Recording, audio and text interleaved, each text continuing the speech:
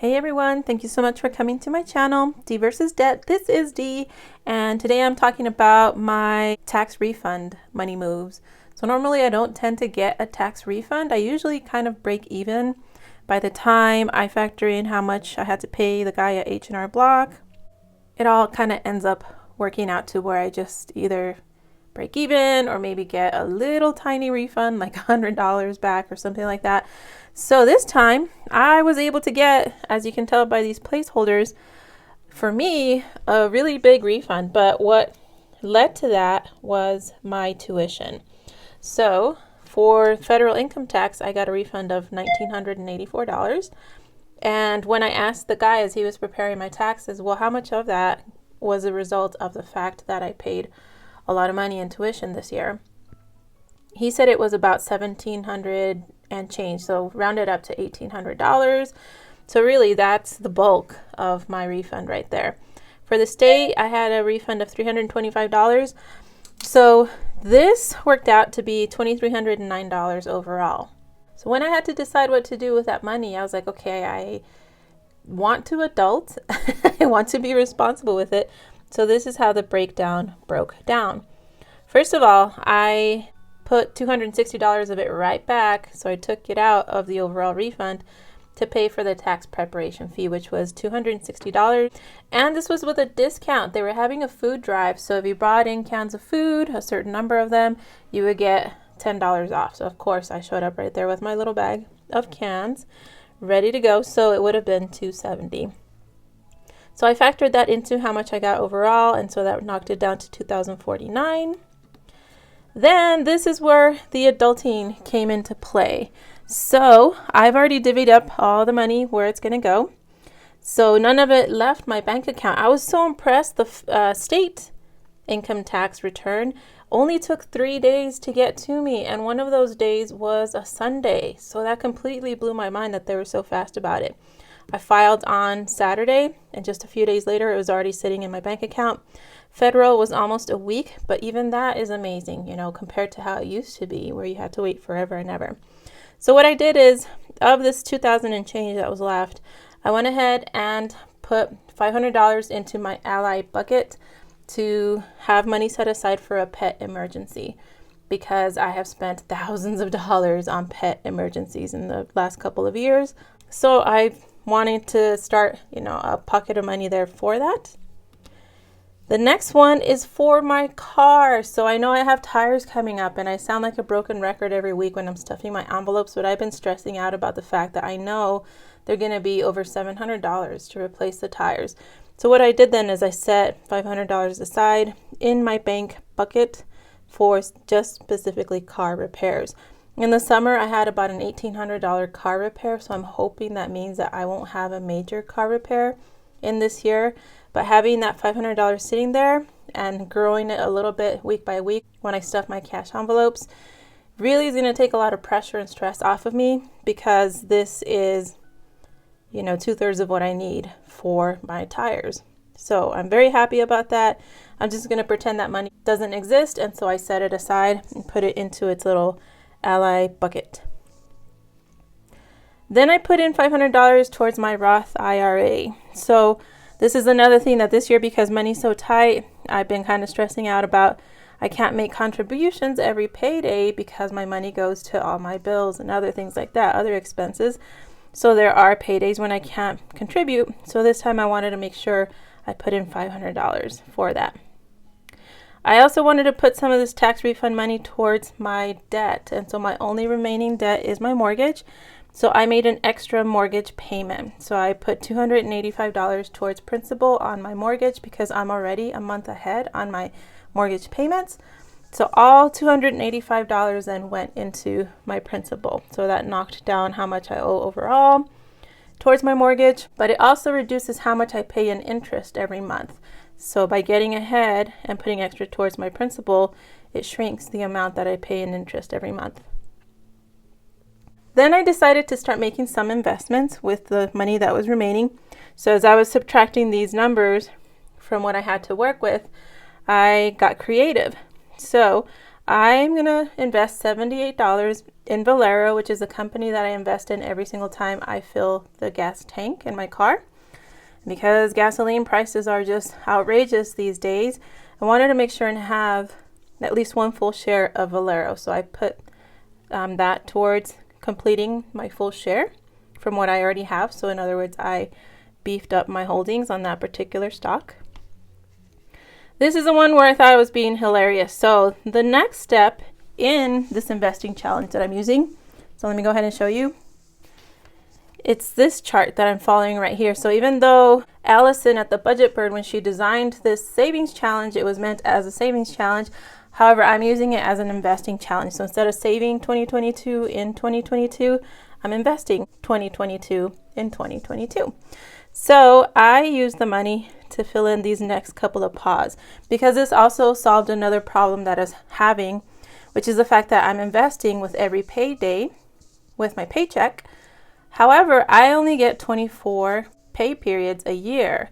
So instead of the typical 26 that everybody else gets, who gets paid every other week, I only have 24. So because these are 26, I knew I was going to have to figure out a way to squeeze in 2 extra pods sometime or other during the year. And so this is it. These are the 2 pods that I'm jumping ahead, and that's what I used my refund money for. So I thought it would be hilarious to buy shares in H&R Block because I've been using them for years to do my taxes. So I realized, well, if I'm investing money in every company that I make purchases at, why have I not invested in them? So I went ahead and used this money. The $86 happened to work out to exactly 3 full shares of H&R Block. So that's where that money went. And that left me with a total of $100. And so what I decided to do with that is I used it for Etsy supplies. And I was so proud of myself, y'all. I ordered the supplies off of Amazon and it came out to $100.23. It's like, all right, I nailed it. I did awesome on that. So it all boiled down to 0. So just like with zero-based budgeting when it comes to your paychecks, I did the same thing. I did a zero-based budget with my tax refund. So that is exactly where every dollar went, the job that I assigned to every dollar. And so everything has already been put to use. So with my Etsy supplies, I purchased ink, I purchased paper, I purchased mailers to ship out the cash envelopes that I've listed in my Etsy shop. So basically the things I needed to get my little Etsy business up and running when it came to the cash envelopes. So I'm going to go ahead and put in my placeholders. Since these are now sitting in a bank account, I don't want the physical cash here, obviously, because that's already been deposited. So for vet, I'm going to go ahead and put the Hello Kitty $500 placeholder in there because that only makes sense. You know, it's for my pets. Hello Kitty's a cat. So in the bank, I have 500 sitting there. And then in my cash envelope, I have 20 more.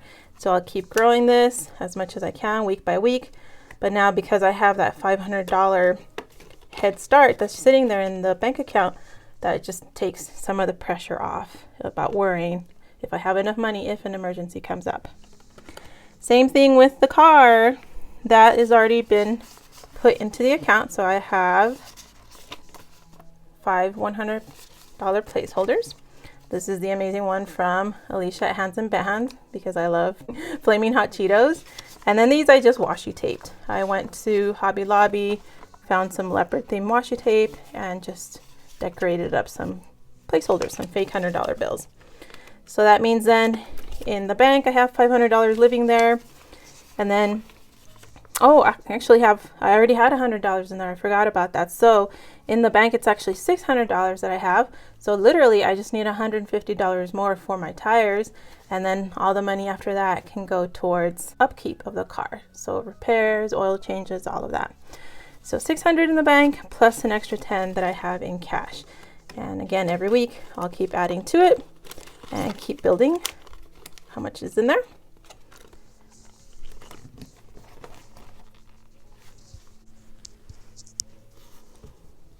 This also means that I get to color in on my tracker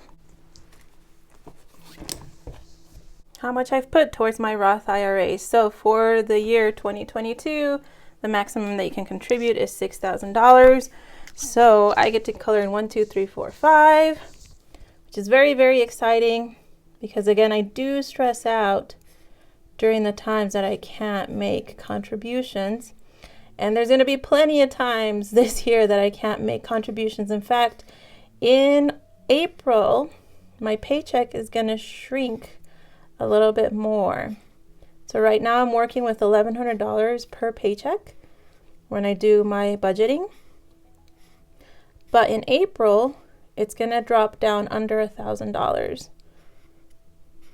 So I know it's going to get even tighter when it comes to being able to make contributions such as this, because there just isn't enough money to go around. So I'm glad that I was able to throw a chunk of it this time. And then when April gets here, I'm gonna need to figure out some side hustles and things like that to get that money to come in to cover the dip in my paycheck. All right, so that is filled and good to go. That means then for this tracker, when it comes to the end of March, I'll be able to write in at least $285, which is a huge improvement from the $7 I've been doing these months so far with my puny little paychecks. So that is going to be very exciting. I'm hoping for more because I am going to get my very first YouTube paycheck at the end of March, which means that I will throw some extra in there. So fingers crossed that this will have at least $300 in here by the end of March.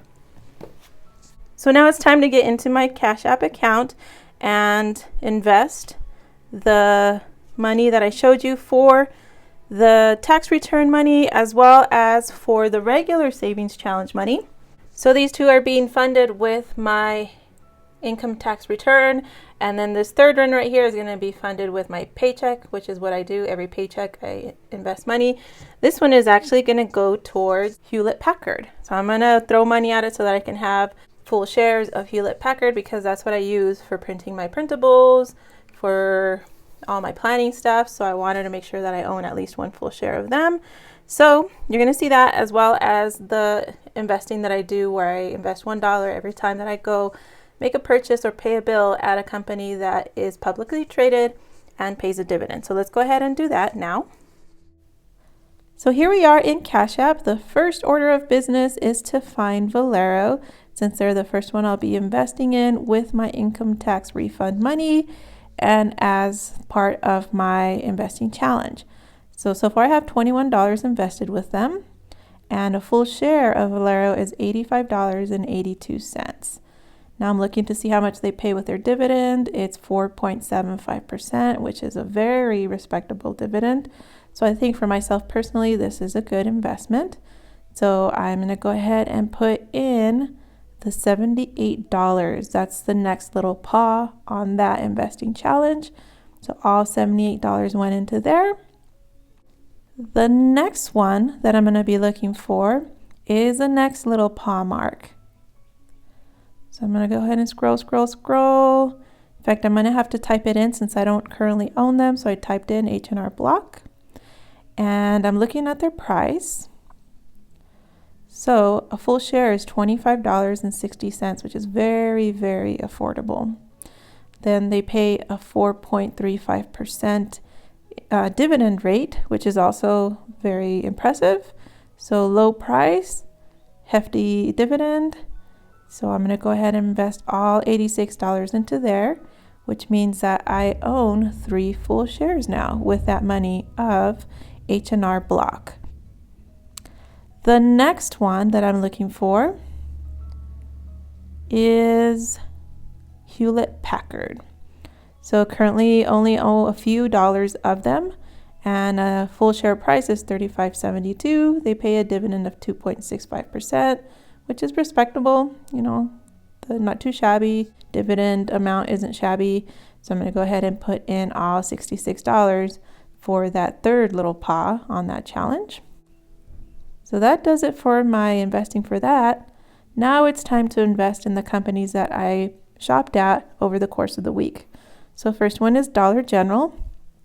I went there twice in these last 7 days, which is why I'm investing $2, one for each time. The next one that I shopped at this week is Amazon. Placed a ton of orders again through Amazon. So scrolling through, there they are.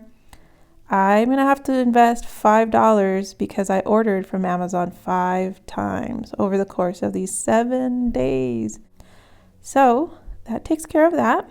And the very last place I shopped at this week that pays a dividend and is publicly traded is Safeway. So I went there 3 times, and that means I invest then a total of $3 with them for this week.